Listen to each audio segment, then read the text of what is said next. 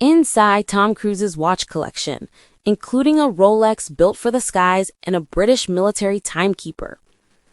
Tom Cruise is a watch guy through and through, on-screen, off-screen, at premieres and award ceremonies, courtside at Wimbledon or the Olympics. No matter what's in his schedule, you can guarantee TC's wrist game is strong. And they're not just watches, they're movie star watches, the kind of collection you'd expect from a guy whose films have grossed over $13.3 billion worldwide. And unlike much of the A-list set, he's never had an official ambassadorship with any brand, so his collection is based on taste alone. Rolex is his go-to, but he's also been known to wear Panerai, Cartier, and Tag Heuer, as well as independent watchmakers like Bremont. Generally, he tends towards the type of chunky tool watches his macho movie characters would approve of. Think Top Gun's Maverick or Mission Impossible's Ethan Hunt, be it a highly precise chronograph or a GMT. All in all, it's a comprehensive collection that deserves some attention, and seeing as he was looking pally with the Rolex CEO in the Wimbledon box in 2024, who knows what's in the pipeline? Move over, Leo. Tom's coming for you. 2022 Rolex Daytona 116500LN. Let's start with a watch that's basically a rite of passage for serious collectors, the Rolex Daytona Panda. We spotted him wearing it when he touched down in Teesside Airport to film scenes for Mission Impossible Dead Reckoning Part 1 in North Yorkshire. Anyway, back to the watch.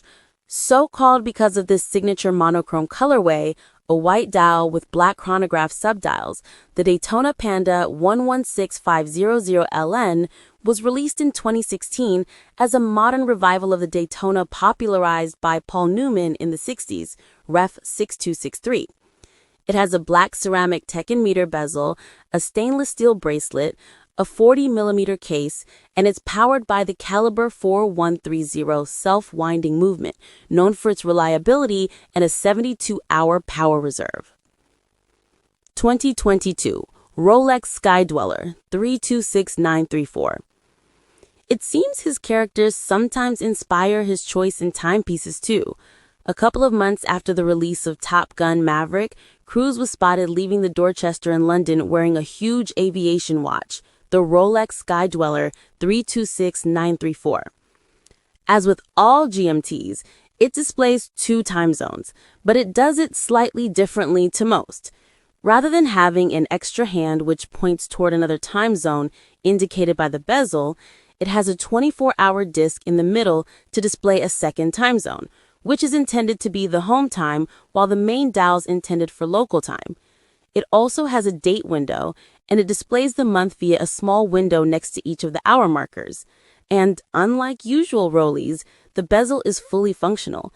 It's used to adjust the 2 time zones as well as the date in the month.